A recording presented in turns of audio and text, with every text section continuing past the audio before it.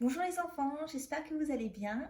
Nous nous retrouvons aujourd'hui pour un cours sur le thème 10, les écosystèmes, des interactions dynamiques entre les composants de la biocénose et le biotope. Nous allons voir dans le grand 2 la diversité des interactions biotiques au sein de l'écosystème forestier. Nous allons répondre à la question comment les interactions entre les êtres vivants ont-elles un impact sur la valeur sélective? Alors tout d'abord, nous allons définir la valeur sélective. En étudiant l'activité 2A, la compétition, il y aura 3 activités étudiées à ces différents moments de la vidéo. Alors, on vous dit que la valeur sélective, c'est une notion introduite par Charles Darwin qui est définie comme la capacité d'un individu à avoir une descendance viable. Pour un individu donné, la valeur sélective W peut être mesurée par le nombre de ses descendants qui atteignent la maturité sexuelle. 2 paramètres interviennent dans la définition de cette notion.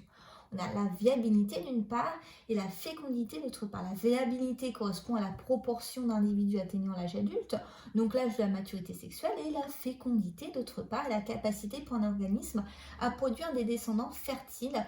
On peut considérer que W est égal à V fois F. Alors tout d'abord, un premier schéma ici, on a la génération 1 avec les cellules œufs, une fois que les cellules œufs ont atteint l'âge adulte, et enfin la génération 2 de cellules œufs. On a au sein même d'un écosystème de population, la population 1 en bleu, la population 2 en orange, avec ces différents individus, on voit qu'ils ont un taux de survie différent et donc à l'âge adulte, ils vont pouvoir se reproduire, mais également on a la fécondité qui va varier. Donc ce que je vous propose, c'est essayons de faire un calcul très simple qui va permettre d'avoir la valeur sélective pour la population 1 d'autre part et la population 2 d'autre part. Alors on vous dit que la valeur sélective est la viabilité fois la fécondité, les valeurs sont indiquées ici. Donc pour la population 1, on aurait W1 qui est de 0,75 fois 1,5, ce qui nous donne un résultat de 1,25. Essayons maintenant de faire pour la population 2 un taux de survie de 1,5 fois 1 et donc on aurait une valeur sélective de 0,5. Nous allons étudier une expérience où on s'intéresse à l'augmentation de densité ici d'une population sur la production moyenne d'inflorescence de ces individus. Donc on va étudier finalement la compétition au sein même d'une seule espèce qui s'appelle la follavoine en lien avec les inflorescences qui s'appellent des épillets. On voit que lorsqu'on a 32 follavoines dans un pot, et ben on va avoir 200 épillets au sein de ces pots. Si on multiplie la densité par 8 de plants, et on s'attend à avoir normalement un nombre d'inflorescences multiplié par 8. Or, il n'en est rien puisqu'on passe de 200 à 600 épillets, donc on a uniquement une multiplication par 3. Nous avons 3 fois plus d'inflorescences, donc ce qui permet de mettre en valeur une compétition au sein même de l'espèce. Peut-être que certains n'ont pas eu accès à l'eau, peut-être à la lumière ou aux sels minéraux, ce qui fait que on ne va pas avoir un nombre d'épillets qui est proportionnel à la densité de plantes par pot. Pour pouvoir continuer sur la compétition, ce que je vous propose, c'est donc de regarder ensemble ces documents. On vous indique que la lumière est indispensable à la croissance des plantes. Par endroits, des clairières laissent passer beaucoup de lumière, ce qui favorise la croissance d'ailleurs des jeunes arbres. C'est ce qu'on avait commencé à voir lors de la dernière séance. Vous avez ici un graphique qui vous montre l'influence de la quantité de lumière arrivant au sol en fonction de la densité de plantation. On a la proportion de lumière qui arrive au sol en fonction de la concurrence entre les arbres et donc finalement ce qui correspond à la densité de plantation comme on l'a vu sur le graphique précédent. On voit que lorsqu'on a 10 arbres ici qui vont être plantés sur une surface donnée, 50% de la lumière va passer. Si on multiplie par 3 le nombre de plants pour une toujours même surface, et bien dans ces cas-là, on va diviser par 5 la proportion de lumière qui arrive au sol. Donc, la lumière serait certes indispensable à la croissance des arbres, donc il y aurait une concurrence à l'accès à la lumière.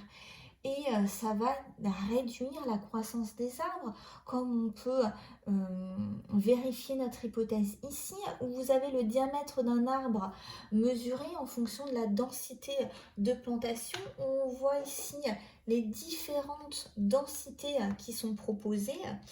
Ce qu'on peut remarquer, c'est que lorsqu'on a une densité 9 fois plus importante ici que par rapport à notre témoin, et ben la taille de l'épaisseur du tronc d'arbre va être à peu près 2 fois moins importante.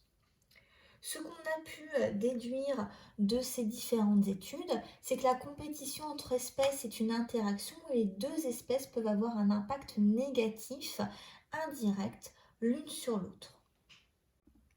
L'activité 2B va nous parler de 2 types d'exploitation. La première qui concerne la relation entre le lynx d'une part et le lièvre d'autre part. On a ici ces animaux qui ont été répertoriés dans la baie de Hudson au Canada. Et on va étudier la taille de ces 2 populations avec les lièvres d'Amérique en noir et les lynx du Canada en rouge en fonction du temps. La question qui vous est posée, c'est d'écrire les variations constatées et expliquer comment les effectifs de ces 2 espèces sont régulés. Je vous propose de mettre la vidéo en pause pour réfléchir à comment répondre à ces questions. Maintenant que vous avez réfléchi, on va pouvoir ensemble traiter de la correction. Je reprends la problématique. Comment les effectifs de ces 2 espèces sont-elles régulés? On a un graphique qui présente le nombre de peaux de lièvre et de lynx dans la baie de Hudson entre 1848 et 1950. Ce sont les peaux ramenées par des trappeurs de la région. Au cours des années, le nombre de peaux de lièvre et de lynx évolue de manière cyclique.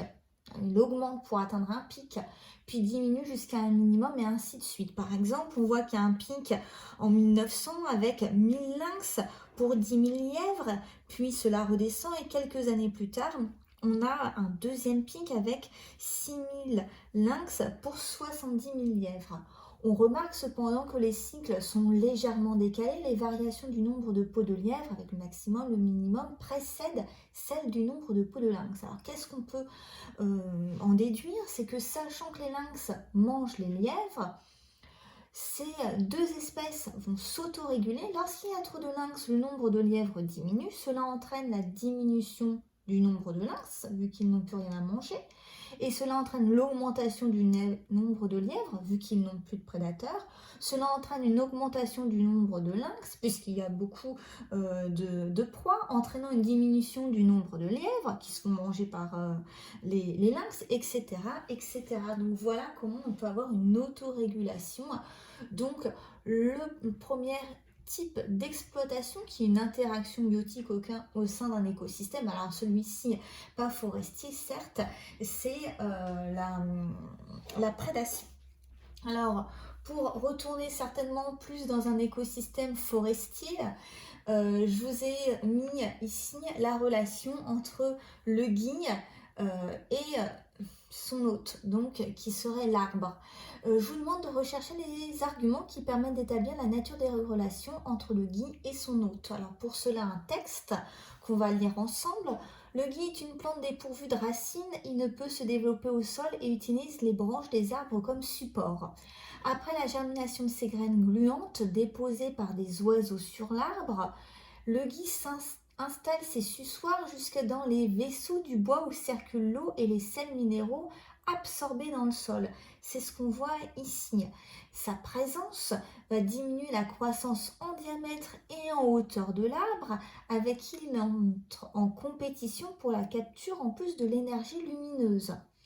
Une étude menée sur des gui révèle en outre que 50 à 65% des matières à base de l'atome carbone qui constitue sa biomasse peuvent provenir de la plante hôte. donc la plante sur laquelle le gui se développe.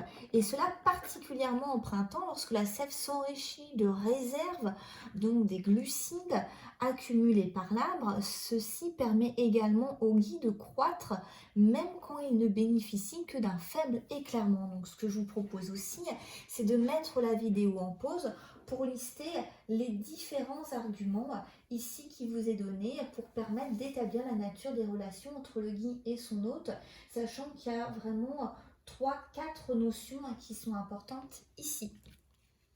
Donc on se retrouve pour corriger ensemble. Donc les arguments qui permettent d'établir la nature des relations entre le gui et son hôte sont que le gui va utiliser des branches des arbres comme support, ce qui est indiqué ici.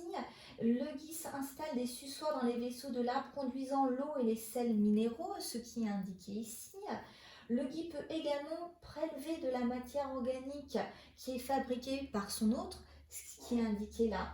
Donc, nous pouvons affirmer, grâce à tout cela, que le gui est un parasite qui vit aux dépens de son hôte, d'autant plus que la présence du gui va diminuer la croissance de son hôte, comme on l'a vu ici. Il y a donc 4 arguments qui permettent de répondre à cette question.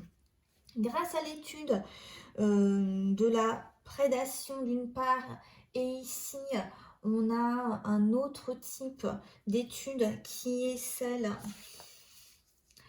du parasitisme, on va pouvoir conclure sur l'activité 2B où je vous dis que l'exploitation entre espèces est une interaction où une espèce retire un avantage pendant que l'autre subit un désavantage.